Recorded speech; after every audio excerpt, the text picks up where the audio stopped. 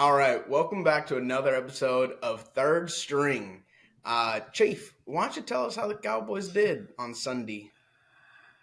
So despite the Cowboys visiting a team with the worst record in Carolina, your boy wasn't as confident as last week. In fact, the TV was muted once again since forehead and haircut were on the call. The matchup, being both an away game and a nooner, spelled trouble, but the real culprit turned out to be the offensive play calling. McCarthy was determined to show off tricks and get players going almost to a fault. Fortunately, Prescott played smartly, and the Panthers never looked capable of punishing our boys. Instead, due to silly penalties, the Carolina defense helped the Cowboys score. The home team's fouls extended the series, and the Cowboys capitalized with a late touchdown, leading at the first half ahead at 17-3.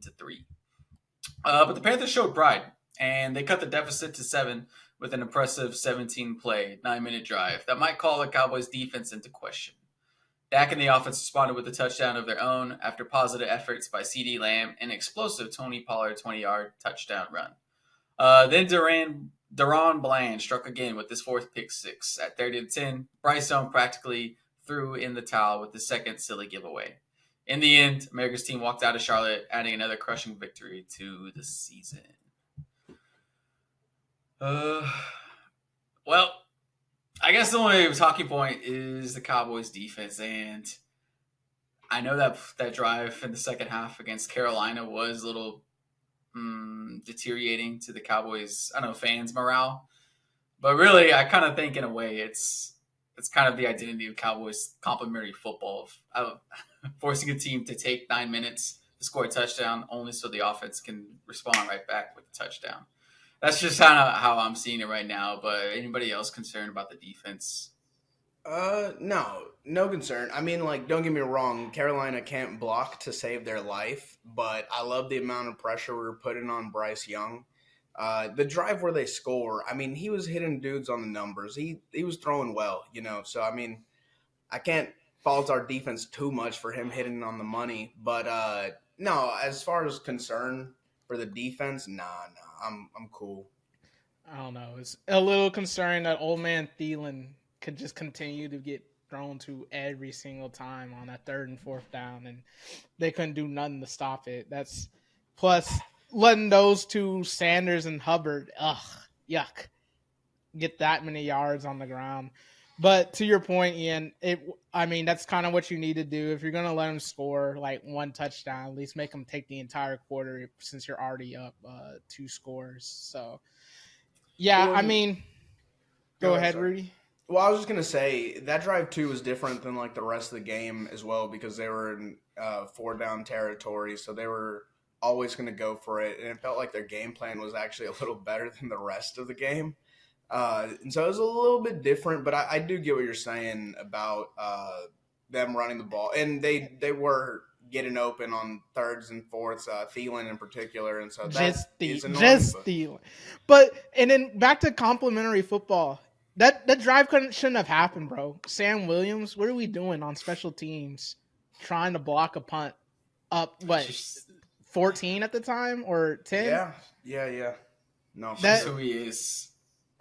yeah, that can't have that. That drive should have never happened. The game should have been over by the fourth rather than what was it like 3 or 4 minutes into the fourth? Yeah, that was pretty gross. I'm not gonna lie.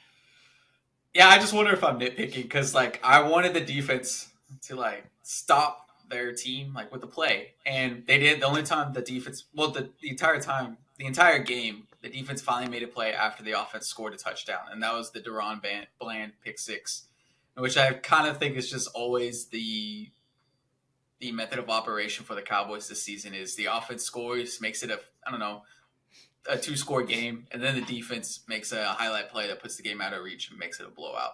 Kind of think that's been the script for the Cowboys, but offensively, Mike McCarthy looks like he got the memo from CeeDee Lamb, and CeeDee Lamb was back to his diva antics, demanding for the ball, and seemed to work. So maybe McCarthy just needs to trigger CeeDee Lamb to get this offense going. Well, I didn't like the whole bit of let's try and get the run game going this game. And granted, I understand Carolina had a lot to do with how they were playing, but like, goodness gracious, like, we're really hemming and hawing that Tony Pollard's back when the man didn't even crack 70. Like, Well, He wasn't. okay, He wasn't like, back, Justin. He wasn't back until that 20-yard touchdown run, and then everyone just forgot about the entire game. It's just like, bro, he's back. He's back. no, dude, he was running hard for most of this game, honestly. Like, I know we were calling for a split of Rico Dowdle and Tony Pollard. Oh, I'm still calling for it. I'm kind of off running the ball and I'm not against it. I said it last year too. I like the split between Pollard and Zeke. I'm always down for a split. You don't need to like wear down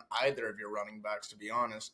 So no, I'm still fine with a split, but Tony took it personally. He saw the carries going away, and so he was definitely mashing into people. And that touchdown was definitely showed. He's like, all right, let me do a little something. And that was a nice run. Surprised you, running back matter committee over here doesn't want to give any credit on that one. Xavier Woods was hitting everybody else but Pollard for whatever reason. That man had a straight ahead shot. Credit. No credit. And that man made like almost a business decision on that tackle, but that's if Rico Dowdle makes that play, you're going crazy. No, Rico Dowdle kind of mid too, but respectfully, I'm not the biggest fan of the running backs that currently play for this team, but it is what it is. I mean, obviously it's going to dictate on how the opponent plays you, but like, I'm kind of at this point in the season, I'm kind of over trying to be like, oh, let's try and get the run game going. Like, we know what this team is going to have to do, quite honestly, on offense. And right now, they just really don't have it in the run game, whether it be blocking or the running back. So, yeah, I mean, the blocking's a little tough. I mean, the screenplay to Tony Pollard, we saw Terrence Steele take out two men. That was nice to see. Yeah, I get what you're saying on the blocking side, though. But I thought I saw a little improvement on the run blocking this week. I don't know if it was like the swing pass out to Tony Pollard where Biotish was out in front of him. But I thought that was like an example of Tony Pollard just trying to do too much, because I felt like if he just stayed behind his blocks, because I think Biotish was running on the sideline, and then on the inside he had another lineman. But Tony Pollard, for some reason, just didn't want to – he kind of hesitated to let the blocks form. But he kept running past it, and I felt like it could have been a touchdown play, but he didn't have the patience. And it kind of, to me, that play summarized how he's been trying to go get it all season long. And just, I mean, coming back from the injury, maybe it's just messing with his confidence. Yeah, but if this man getting another contract with the team, which probably, who knows, probably won't be very big, but yeah, I'm gonna have to see someone else get drafted to be the lead back, because I can't really do this whole Pollard RB1 situation. Very well might see someone get drafted. I feel like the Cowboys do like the I don't know. I know old man likes one running back being the main guy, but if you have like a committee, I really like that style more. So I don't mind them bringing in another body and seeing what they can do as well. Hey, it could be one guy, but that one guy can't be Tony Pollard. That's all I got to say.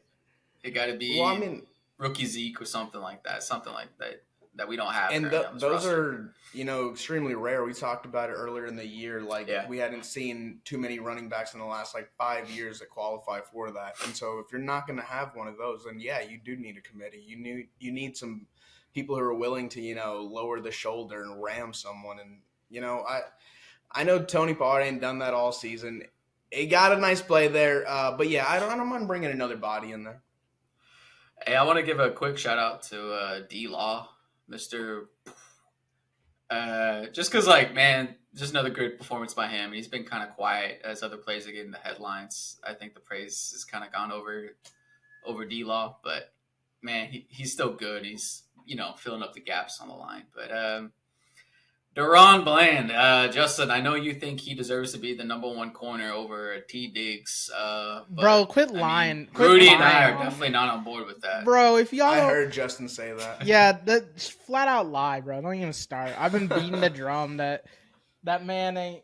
Bro, I get it, bro. The stats are gaudy. And, that's kind of cool. You're about to maybe potentially break a record. But, let's chill out on Defensive Player of the Year when you got, Myles Garrett kind of carrying the team up north. So This sounds like the haters of Trevon Diggs, where they're like, yeah, he gets a lot of interceptions, but what about all the routes he jumps? well, the thing You just is, hate it. bro, I'm not even gonna use that argument type shit because that's kind of pointless. It's more so in I don't know. Yeah, you call me a hater, bro, but like I don't know. I think it's more of an aesthetics thing. Like I feel like I can like line up beginning of the game, say, "Hey, Trayvon, you're gonna follow this receiver all game, and we're just gonna live with the results." Bro, I ain't giving that. No, I ain't giving that to no Deron Bland. Are you kidding me? Like I think he's a very nice number 2 corner, but right now I don't think like I think right now also. And granted, credit to Jordan Lewis for coming back. There was a nice little article that came out today about how bad his injury was last year. But I mean, that man a mark out there, but like at the same time, I just really between like Gilmore and Bland, I just feel like no one like I feel like neither one of them are like would be under that definition of a lockdown corner. I mean, those things don't really exist no more, but like still. Yeah, I know, and I didn't hear what it was. I know Gilmore had to come out like a player. Do you know like what got banged up I don't think he's there? on the injury report this Okay, week. so he's So fine. It was just like yeah. a okay, cool. Yeah, no, I mean, I think though, like you looking into what Deron Bland is and what he can do on your team is pretty awesome. I get you don't want to put him in the defensive MVP conversation, but I love having that guy on our team, honestly. Okay. So, just to mention the running backs, Chuba Hubbard and that other guy. I don't even know his name. Miles Miles Sanders. Sanders. Miles Sanders. We're pretty stinky, so we he was kind of shocked that we had trouble with them. But I kind of think the running back committee in Washington, if we look ahead to Thanksgiving, I guess maybe I just know them by name. Since I Brian think Robinson I was think on the Gibson's ballot doubtful. for. Yeah, I know he's doubtful, but I think Brian Robinson, just because he made the appearance on the Running Back Matters committee earlier this season, I think he he might be a problem. But I have not watched Washington at all, and we all know the loss they're coming off of against New Oh, that York. that that that loss was so fluky. They turned the ball over 6 times. That's pretty stupid, and they still should have But almost won. yeah, but what I was gonna say is I think they have better offensive playmakers. Just Scary Terry and I don't know. People are hyping up Logan Thomas. I know that's just a name too, but I do think they have a better roster than Carolina or even New York Well, does yeah, nowadays. And playing them on prime time, I feel like Washington will get up for this game. And this is probably the more nervous I've been down this 4 game stretch. I know we haven't gotten to Seattle yet, but this game right here, I think could be a roadblock. I think this game will be a lot tougher than that Seattle game. Quite honestly, Yeah, I agree. I mean, well, and do y'all know what the Geno injury is? Because I know Drew Lock had to come in for he Seattle, elbow injury. I but think he's he's expected playing. back. But He's probably okay, gonna play Thursday. Quite honestly, but okay. I don't Well, know. no, going back to Washington though, I like Brian Robinson. I like the way he runs, the way he's like not afraid of contact. You can use him in the pass game, but he's like mainly like a running back, the type that y'all like. So no, that'll be a bigger challenge than I think we faced in a minute. And then I think additionally, like you mentioned, Scary Terry, I think Curtis Samuel should be healthy now, right?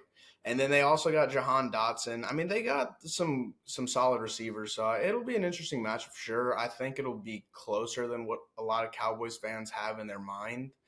And I mean, we've mentioned in past episodes they gave Philly a hell of a game, so I think Thursday is we're gonna have to bear down on that one. Unfortunately, this week we do not have a running back matters award winner. Really muddy week in that department. A lot of weird performances, not a lot of standout ones. And another conundrum that I'm struggling to deal with is that situation up north in Green Bay. Jordan Love had a somewhat decent performance this weekend, but at the same time, that man's so hit or miss each week. It's pretty strange, especially when you're playing the stinky Chargers, who found a new way to lose a game this week. It's incredible, man. Like honestly, even on that game-winning drive that the Packers have, there's a pass interference on like a third down. It's like a 3rd and 8 or something. So it's not like they're about to just go for. Well, they're going to go for it, but not as likely. But anyway, that pass interference keeps them in it. They go down. Jordan Love does what he needs to do, and he hits. It was Watson, right? Christian Watson in the end zone. It was Dobbs for the winner. Oh, yeah. Dobbs was the winner. That's right. Watson was earlier in the game. Dobbs and Reed were the men of the hour in that game, I think. And okay, yeah, and we can go there too, where you have him running the ball after you have Aaron Jones going down. So I mean, and they were spreading to like everyone on the team. It felt this week. So look, Jordan Love gets it done, but the Chargers definitely kept the door open for him. The Chargers don't like to close games. I might have to write an apology to Herbert. I mean, all credit to Love, but Herbert, I mean, he kind of balled out, but I know everyone's going to highlight that Quentin Johnson drop, but earlier in the game, Keenan Allen had a sure touchdown. It just like bounced off his hands because the man was blinded by the sun in Lambeau. So I don't know. Maybe it's just like because this is the second wild ass game that Green Bay has won in Lambeau early in the season. They beat New Orleans with like a 17-point comeback in the 4th. Maybe it's just something up there, but the Chargers kept making mistake after mistake, and none of it really fell on Herbert. It was just. I think they had another. I think Eckler fumbled the ball on the goal line too. He did. Yeah, he did. So like that was in the fourth quarter as well. Yeah, the team was just really working against them, and he kept making plays. I mean, he even ran the ball. He kind of put it on his own shoulders that game, and it just didn't work out for him at all. Yeah, but I mean, no, I was just gonna continue to agree with you because like there was the touchdown he does have. Jesus, was that to Keenan? I forget. But I mean, it's just like the tightest spiral and the dart in between like a window of closing Packers. The tiniest window. And so I mean, like he definitely came through with his arm, like you mentioned the Quentin Johnson play where he does hit the man in the hands. And I feel like that was a tough catch though. Like it's a over the shoulder. It's a tough league. It's a tough league. That's caught by like 50% of receivers, maybe 60, 70. I'll say 70% of receivers in the league catch that ball. And then to go further, like you mentioned as well, he was doing it with his legs too. And so, I mean, like, look, he's doing the best with what Kellen Moore can offer him. But no, his defense just straight screwed him. And defensive coach, man, got to go. That's terrible. Speaking of drops, and this is going to be switching gears here, but and we can be brief on this game. I just have one question for both of y'all in regards to it. Obviously, we saw Marvis Valdez, Scantling, and Kelsey Boy piss away that game on Monday night with the Eagles. But looking at the Eagles' schedule, obviously they play Buffalo this week, which whatever, and then San Francisco the next before they play the Cowboys. But looking kind of at the playoff picture, I'll ask both of you, Ian and Rudy, would you prefer, say theoretically, Philly beats Buffalo? And there's 10-1. Would you just prefer Philly to just beat San Francisco so that more than likely guarantees that they're probably going to get the 1 seed? Them or the Lions are probably going to get the 1 seed, and theoretically the Cowboys stay in the 5, which means barring some flukiness from Dobbs or whatever in Minnesota, that if you win the wild card round, that you'll be playing at Philadelphia or at Detroit. Would you prefer that, or would you rather just take the gamble and say, hey, I think the Cowboys can win the division, so go ahead, have San Francisco beat them so that when they play December 10th, it's for kind of the division lead in a way? You got the Bills, you got the Chiefs. I'm sorry, the Chiefs just happened. You got it's Bills, Niners, Cowboys, and then whatever and the rest of the way. I feel like if those are my two scenarios, potentially winning the division, which I still think is a bit of a long shot, or playing Philly in Philly, I'm not scared of Philly, man. I know like a lot of people feel that that's like a given that you should, but I've not. The last few games they've played, they don't scare me with what they do. And when we played them, I think we played them well. We had a bunch of nonsense happen, but I really don't think that they're a matchup nightmare for us. Wait, so if Philadelphia does lose to the 49ers and then they lose to us, do they have the tiebreaker still? No, because then they would be at 3 losses in the 49ers in theory, which I don't think the 49ers are going to lose to. I don't think they're going to lose to Seattle Thursday. And then their next game would be the Eagles game. So they would, in theory, depending on what Detroit does, the 49ers would be at worst the 2 seed after that game if they were to beat the Eagles. Huh. Okay. Yeah, well, kind of, I agree with what Rudy said. I'm not worried about playing Philadelphia in Philadelphia playoff time. So I guess the former. Well, speaking of playoffs, the playoff picture in the AFC going to look a little murky, especially after Thursday with Joe Burrow going down, all but eliminating them, especially after losing the game too. Thoughts on the Ravens and I guess Cincinnati going forward, considering that can we kill them now? I know I wanted to kill them last week, but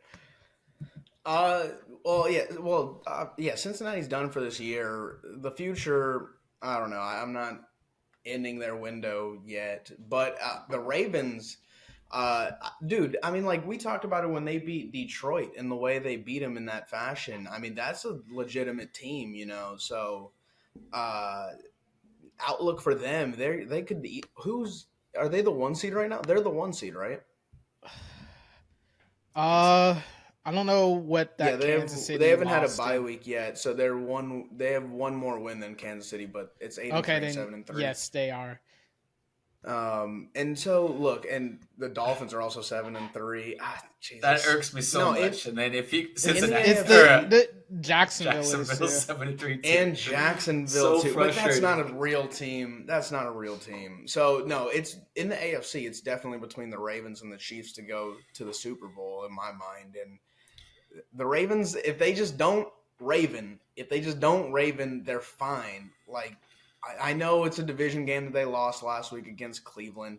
As long as they just don't fumble the ball, they're not being bobbleheads. They're a great team, man. I know they lose Mark Andrews, but yeah, I think that's the biggest. That's the biggest issue for me is losing Mark Andrews. Just because who's going to pick up the slack receiving game? You got to trust an old man Beckham. That rookie. He's been hot lately. Yeah, but can he make it all the way through the into the postseason? We have to wait and see. And just like Rudy said, yeah, if they don't bobble, if they're not bobbleheads, then yeah. But I just don't think that's in their DNA, Rudy, or it's in their DNA. They can't get away from it. So yeah, but bury the Bengals. Yeah, I told you, bro. Injury or not, that team was done, bro. Especially with somehow the Steelers almost found another way to win, and then the Browns obviously made things even worse. Eat the up, baby. Bro, he stinks. That's Flacco. That's Flacco's job from now on. Nevertheless, the man led a game-winning touchdown. Well, not a touchdown drive, but he led a game-winning field goal drive. So, dude got it done when it was needed. Speaking of, well, I guess another playoff team, the Texans, should be thankful that they didn't lose to the Cardinals, because man, they were begging Kyler Murray and them boys to take that game, especially Stroud's picks. But I guess good for them for winning. Another team that escaped. I will say, bad for them for wearing those hideous uniforms. The red helmets, yikes. Yes. Yeah, another team. But real quick, the 3 interceptions. That can't happen. Like we talked real highly of CJ Stroud for the last few weeks. That cannot happen. And yes, the Cardinals are different, but that's because they're quarterback, not because they got some defensive upgrade. So the game was going to be tighter than what people were expecting. 3 interceptions cannot happen from CJ Stroud. Yeah. It happens. I mean, Cardinals are better now with Kyler Murray and James Conner back. They got some competency. That's the other side of the ball. I know, but fact of the matter is it's going to help that defense. But that's a tougher team than what their record shows. But it is what it is. Another team that escaped them Lions, as Ian calls them. I don't understand. What else would you call them? I don't understand Chicago's point of view. Somehow managing to blow that 12-point lead the way that they did. Chicago. Man, that is some real Chicago. Dude, and we just talked about having 3 interceptions. You can't have that. And then Goof goes ahead and throws 3 himself. And almost a fourth in the fourth quarter when he goes like wide to the left of Laporta. The only person in the camera shot is the corner, and he just couldn't bring it in. But goodness, like Chicago just gives up. Oh, and don't get me wrong, like they took their points, right? They took their points. Well, I don't have a problem with the field goals. Once they got up 12, they had like once they went up like 12, I think they had like 3 third downs at like midfield, and didn't do a damn thing to convert them. Especially the last one going for yard to some like 4th-string wide receiver that mistracks the ball and goes in between his hands. But I don't know. If there was a game that would get you fired, I feel like that should have been the game, because that defense, like you said, Rudy, forced 3 I think they forced 4 turnovers, and Justin Fields looked pretty competent, and then y'all just couldn't close the deal. That's kind of like, I feel like that falls into the area, that gray area of like, oh, when do we start blaming coaches? Yeah, and I mean, don't get me wrong either, though. Like in that last drive, and even before that, when the Lions were coming back, I mean, as much as I just attacked Jared Goff for it, he was hitting Jamison Williams perfectly. Laporta, they hit David Montgomery on a slant. They hit like a 5-and-out to Gibbs. I mean, they were just dotting the ball over the place, and defensively, Chicago couldn't stop a damn thing. I'm really impressed that the Lions are 8-2. I would assume they just had 3 losses somewhere down the road. But are we not paying enough attention to the Lions? I think we bring them up every week. And we talk about the running backs every week. We've brought up Goff. I don't know, bro. They call them Lions. I don't know, bro. That was kind of stinky. That was kind of a stinky win, but whatever. You just got to win. Especially when you're division opponent. And the thing too is that if that's the way you're going to start the game, like that it's already a loss. Like it seems not. I don't want to say it's a lost cause, but when you enter the third quarter, you can't go back and fix anything that just occurred. So the fact that they were like, all right, let's keep going, is solid as well. That's impressive. Speaking of unimpressive, bro, them Seahawks. I don't know what that was. That Geno injury aside, the team shouldn't have. I was gonna say that didn't that change the course of the game? He came I back. want to say when Drew Lock. No, it wasn't Drew Lock. Drew Lock did not finish the game. Geno finished the game. But he put him in prime position. What do you have, like one drive? It doesn't matter. Like the Rams were doing absolutely nothing all day, and then as soon as like Geno went down, I was just like, oh, well, they're probably still going to win regardless. That's just interesting. Let's see what happens. Well, the other team only scored like 16 points. It wasn't a lot to overcome. I mean, were down, I think it was like 16 to, oh, Christ. I don't know what it was when Puka 17 to 16 was the final score. Well, yeah. And look, and like we just said a second ago, Geno let him down. And it was the kicker, Jason Myers, going to go ahead and miss it. Look, it was 55, but still, Geno took him down there. The game should have never been that close. But didn't Seattle also lose Kenneth Walker that game, so they lost. Yeah, he got hurt. He got hurt the first possession, so they got that lead even with. I mean, you acting like injuries all of a sudden don't affect the outcome of a game. You lose your quarterback, you lose your running back. I feel like you should that game should have some asterisks. At that point in time in the game, bro, when both of them were out completely. I think Drew Lock only had 1 series, to be honest, but it was under control. I wish I knew that stat. I know Drew Lock had at least 2. Justin acted like Drew Lock came in right before half and kneeled the ball down, and that was his only. Bro, he like threw the ball 6 times. He threw the ball like 6 times. Like, I mean, and you're also acting like the Rams dropped. You're acting like the Rams dropped 40 as well. Like it was 17 to 16. Regardless, they shouldn't have lost that game. I'm real wary of these Seahawks. I don't know. They're kind of a fugazi team in my opinion. They're just. I mean, You're not wrong. You're not wrong. But your reasoning, how you got to your final conclusion, I think is a little. It's a little. It ain't all there. It's a collection of things, but I just felt like Sunday was just kind of the antithesis of okay, yeah, this team not for real at all. Since we're on that game. Mean, okay, go ahead. Yeah, go ahead. Did Stafford finish that game? Because I swear that man was dead after that one hit. That was kind of highlighted. He finished. He finished. Okay. I don't think Cooper Kupp did, but yeah, Stafford finished. Oh, Cooper Kupp. Oh man. He got like an ankle sprain. Dang. Always. That was pretty early in the game too. Yeah. Puka stays banged up too, but he always plays. But he's always banged up. And Dolphins trash again. All right. Now it's time for everyone's favorite segment, the Pick'ems. Ian, why don't you tell us how we did last week? It's a listening audience. I don't know if you noticed, but Weezy got a little bit of a cheese going because that man knows he did well once again and leads the pack with I think it was a 10 wins for Rudy, which beat me, who had 9, and Justin, who had a terrible 6. So totals now it's 3-3, or differences at 3. 73 for me, Justin at 70, and Rudy at 67, getting back into contention. Back to you. There we go, baby.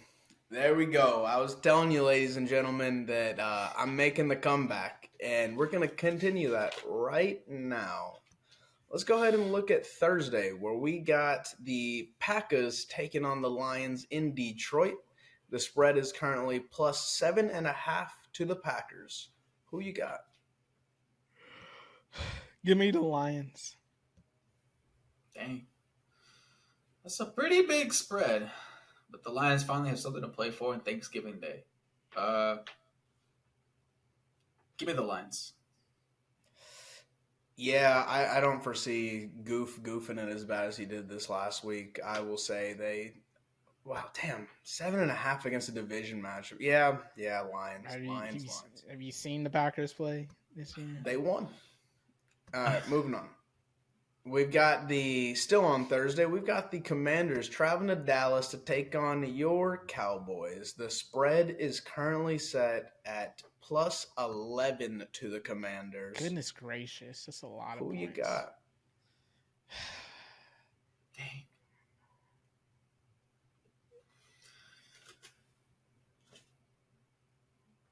All right, this silence is too long. I'll go ahead and go first.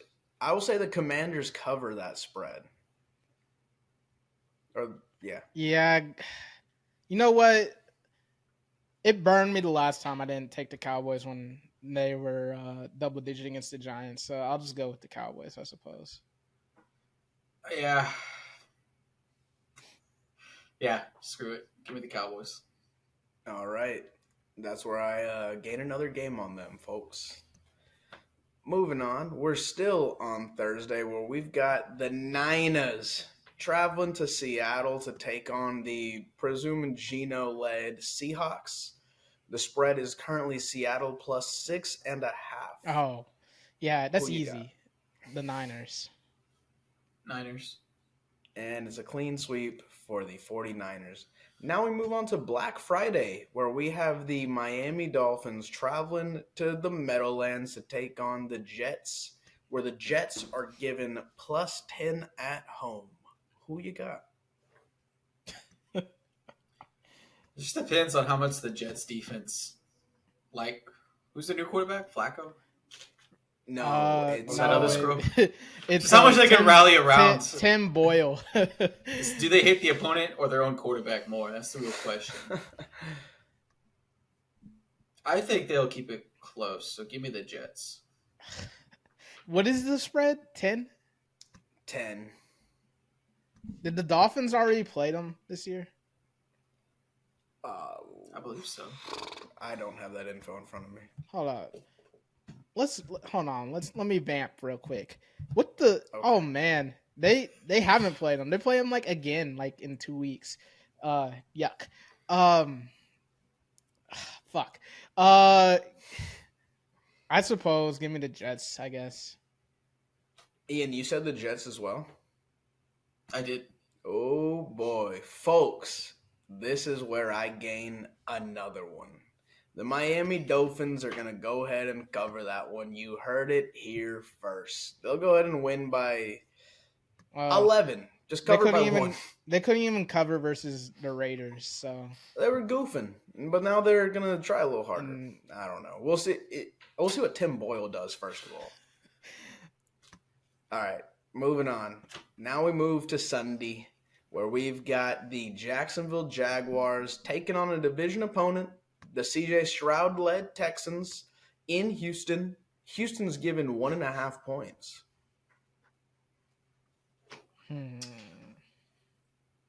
Look, I picked from the heart a lot these days, and it's not because I love this team, but it's just because I hate the other team more. So, with that logic, give me the Texans. it's at home for the Texans. That's right. Yes. Let's go with the Texans, I suppose. Clean sweep for the D'Amico Ryans. Moving on. We've got the... You want to change your pick? No. No. All right. He's been Moving picking on. better lately, Ian. So, I mean, it's all You're luck, not wrong. but Luck. Man, this noggin's got many cogs running. Moving on. We got the Tampa Bay Buccaneers taking on the Indianapolis Colts in Indy. The Bucks are given 2.5 points. Who you got? dude, what a horrendous game. Someone has to sit there and watch that. They don't have to. Give me the Colts. They're opportunistic. Maybe Baker will give them something. Ian? Give me the Bucks since they're fighting for a playoff spot. All right, Justin. The last 2 weeks, Ian and I have been dunking on you, and it looks like it will continue as I also will take Tampa Are you even Bay. close to my overall record? I'm within 3. You're still not there, but I was down by 7 2 weeks ago. Easy comeback. Moving on. A rematch of the old, I don't know what number the Super Bowl was. Well, there were multiple. We've got the Patriots taking on the Giants in the Meadowlands. The Giants are given 3 points in a matchup that could be described as the worst quarterback bowl to exist. Who you got? who's playing for the Patriots? Hell if I know. Bro, yeah, I know the Pats are stinky, but Bill Belichick always be licking his chops when it comes to rookie quarterbacks. So, I mean, even if their Pats offense can't score, the defense, special teams, the defense probably 2 more times will score touchdowns. So, give me the Pats. Cover. Bro, this is terrible. This is. I hope that's not on the same window as that other slate of that other game. It's still part of the nooner. Oh my goodness, bro. Well, give me the Patriots. That DeVito boy, fluke. they want me to make a comeback. Go ahead and give me the Danny DeVitos to go. Oh, they got +3. Yeah, give me the Giants. I'll take the Danny DeVitos. Moving on in my reign of dominance, we've got the Panthers taking on the Tennessee Titans in Tennessee, where the Panthers are given 3.5 points. Who you got? Shows you how bad the state of things are for the Titans. Seriously. I don't even know what's going on over there. Give me the Titans, I guess. Damn. Yeah, sure. Clean sweep. I don't have any idea. Clean sweep for Mayo in the coffee mug. Will Levis led Titans. Moving on. Bro, what a horrible. I think this weekend's worse than last. Even the They put all Thanksgiving- the. Well, I mean, when you have on I was gonna say Thanksgiving's got all the good teams. No, even then, those slated games are. Okay. Moving on, we got a divisional matchup here in the AFC where we got the Pittsburgh Steelers traveling to Cincinnati, taking on the Bengals, where the Bengals are spotted 1 point. No way. Who you- Give me the Steelers. Okay. I don't know. Pickett might be worse than the Bengals backup, but that Bro, defense. even with Burrow, they'd be kicking their ass. So You make a good point. Give me the Steelers. It is a clean sweep for the Steelers as I will join y'all. Moving on, we got another divisional matchup, this time in the NFC. We've got the New Orleans Saints traveling to Atlanta to take on the Falcons, where the spread is a pick'em. So, who's going to win? yikes. Jesus. New Orleans. Give me the I guess. Aints. I'll take the Arthur Smiths. Jesus, what am I doing? I may have Justin, just who'd given you y'all take? one there. I said New Orleans. Okay. All right, Falcons. Ain't no way I ever want to pick the Falcons to rely on them to win outright. I don't know if Justin and I have agreed on less games ever before, which this could be great or horrible. We will see. Dude, Desmond Moving Ritter's on. back. All right. Moving on, we're finally to the 3 o'clock window where we've got the LA Rams traveling to Arizona to take on the Cardinals, where it is, would you believe it, another pick'em. I can see that. I can see why it's that. And Give me I will. Calamari. Yeah, take me the Cardinals or give me the Cardinals. Clean sweep for Calamari as I will join y'all there. Moving on into the Bro Bowl, we've got the Browns and Broncos taking on each other. This will be in Denver. And the Browns that was pretty are given. stupid. It was terrible. I don't like what I did there.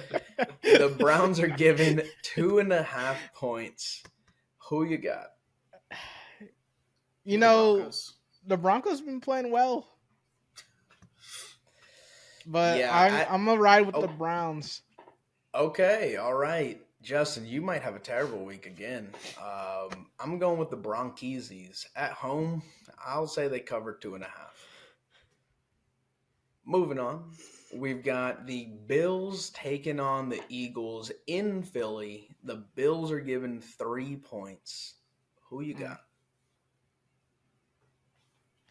Give me Philadelphia. Yep. Philly. Rudy, no way you're gonna talk yourself into this. I was considering it, but I ain't no fool either. I will go the Fighting Siriannis. Gross. Man got the Italian flag on the cap, on the visor. Excuse me. He does. I'll go with Team Pizza and Pasta. Moving on. We've got the Chiefs taking on the Raiders in Vegas. The Raiders are given 8.5 points. Who you got? Ooh. You know what? The Raiders. Yeah, Vegas to cover in their building. 8.5.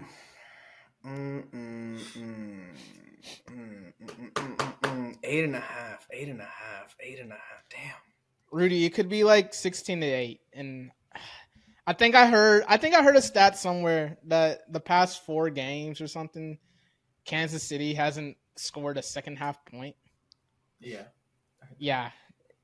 Yeah, Gross. I mean, even without that stat, I do think the Raiders they've picked up their game since firing Visor. So, yeah, I'll say the Raiders in that one as well. Moving on. Another visor. At least Sirianni looks all right in his No. Bro, that's how much of a doofus Sirianni McDaniel looks looked like he hadn't. I know he's currently employed. He looks like he hadn't had a job in like 7 years. Like he looks like he sleeps on his. Bro, he mother's looks couch. okay, bro. He don't look that bad. That doofus that was patrolling the sidelines of Vegas, though, man, yeah. All right. Moving on. Sunday Night Football. We've got the Ravens going Raven versus the Chargers. Chargers are at home and given 3.5 points. Who you got? The Ravens, we're going to have a talk if they manage to lose this game. So give me them. Yeah, give me the Ravens. This is going to be one where the Chargers lose by 1 or 2, but Wheezy gets the point. Give me the Chargers. Dude, I don't think I've ever disagreed with y'all this much. could be terrible. This man, the prisoner of the moment, bro. No, I'm good, just actually. feeling high about getting 10 wins last I think week. y'all are too conservative. Y'all don't know the new landscape in the NFL. No, getting within 6 wins got Weezy stressed out, bro. No, never been this I'm close not. before. I'm So not. he's just absolutely stressing over every No. pick. If you'll notice the swiftness in which I pick, it's Bro, already you almost sang a answered in song my- last pick because you were him and Well, that's because I was. I didn't want to agree with y'all. I didn't want to agree with y'all, but I did. Okay.